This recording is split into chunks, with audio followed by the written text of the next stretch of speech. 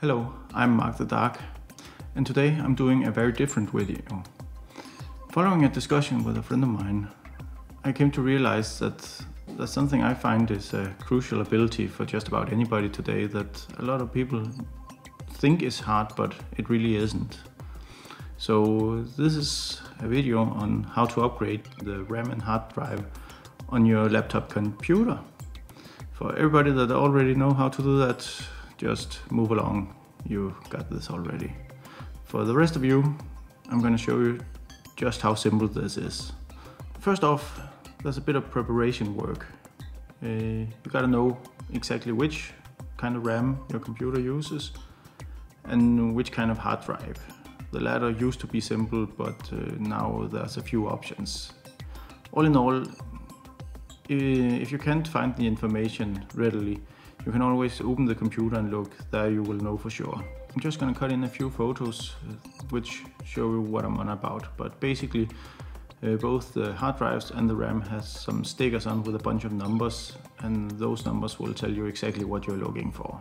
Actually not as difficult as it might appear at first, which is the whole point of this video.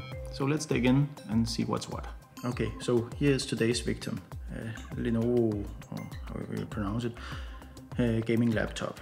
This one needs some more RAM. It only has 8 gigabytes. I want to bump it up to 16.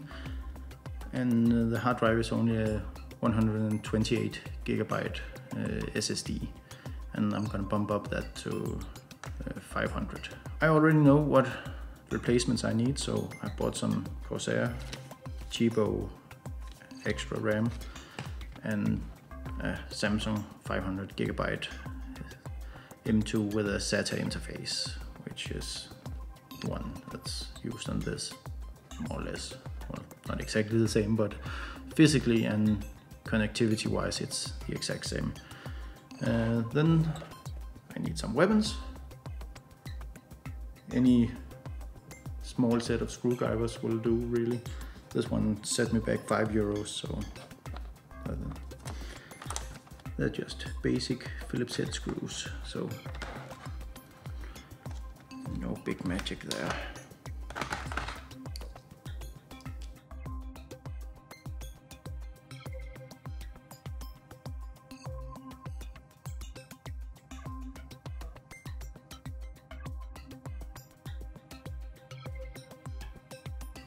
This one is one of the more difficult to take apart, because they've made this part in an idiotic way that you have to kind of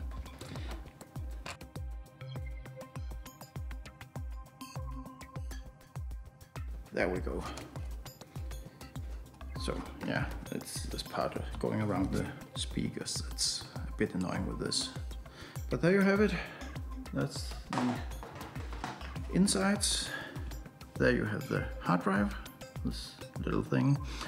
It could also be a big 2.5, big or big, it could be a 2.5 inch hard drive, then it would fit there.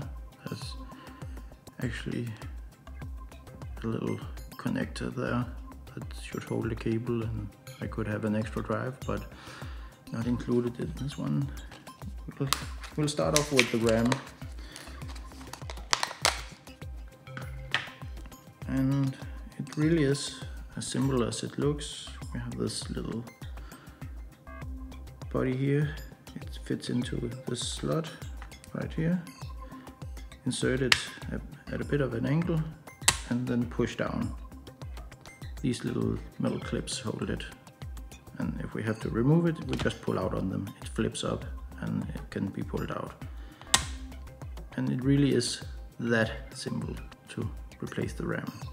The hard drive is a slightly different matter, but not by much.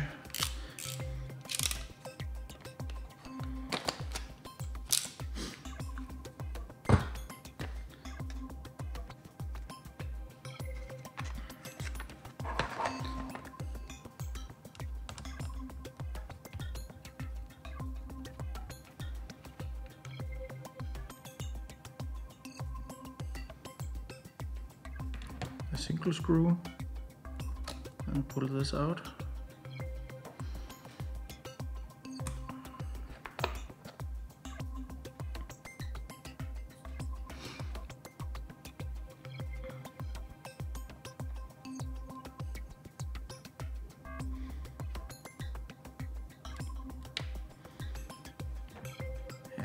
klutz, so but even a klutz like me can do it. So there's no excuse.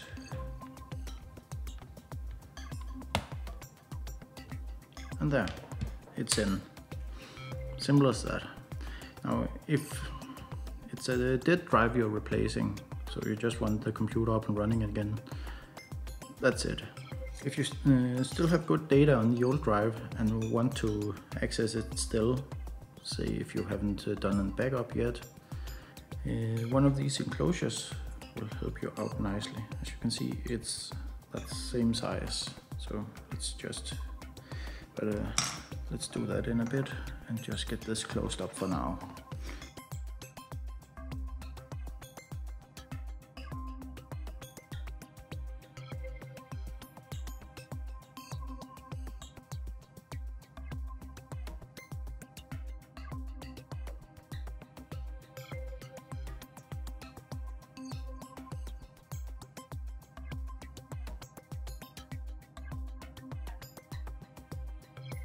And there we go. I should point out that I was just upgrading. My old operating system and all my data is still on this one. There's a couple of ways you can go about that. You can either, before doing this, install the new one in an enclosure and clone all the data to the new drive, and then the computer will just boot as it were now, just with a new drive with more space, and job done. For me, every time I replace a drive, I enjoy making it a fresh start and installing Windows or OS X all over. So I haven't cloned the data, but I'm gonna install the old drive in the enclosure, which means I have a pretty nifty little external drive, even though it's outlived its usefulness as a primary drive. And presto chango, one external hard drive, 128 gigabytes. So there you have it. It really is that simple. There are a few things to consider, but all in all, it's really not a difficult thing to do. Keep in mind, this was true for old MacBooks, but not new ones. New MacBooks have a soldered piece of RAM, so you can't upgrade it. And the hard drives are proprietary, so you can't just go out and buy them anywhere, and they're insanely expensive. Of course engineered so you have to pay their insane upgrade prices. But if you're buying into it, that's the way it is. Some new Windows computers have started doing similar things, especially soldering the RAM. There are also actually a few, especially the really small and cheap ones, that use so-called embedded memory. So they have soldered a flash drive onto the motherboard, so you can replace or upgrade that either. There are a few things to consider in that regard, but everything is revealed the second you open the computer, and it's really not as difficult or scary, or if you're not all butterfingers, which I more or less am, you actually don't risk ruining it. Condensing the point about the existing memory, I'm a huge believer in always having an external bay for a hard drive. So for instance, if you wanted to clone your entire setup and system memory, everything, you could put the new one in this while the computer was still running, clone it and swap them over. It'll boot as nothing's changed really. You just have the more memory or whatever upgrade you've done. In my case, I enjoy doing a completely fresh reinstall of everything. So I've just changed the drives over and put the old drive in this, so I can access my old settings and everything as needed. But generally I don't use it. Eventually it gets deleted and I just have a nifty external drive, and that's about it. I really hope this inspired you to upgrade your own computer and hopefully didn't ruin it in the process, I'm really sorry if you did. Feel free to ask any questions and I'll do my best to answer them. I'm also gonna put a lot of this information and tips and tricks in the writing below the video, as well as links to my social media nonsense. So follow me on Facebook or all that stuff. So again, thanks for watching, and I really hope this was helpful. Bye bye.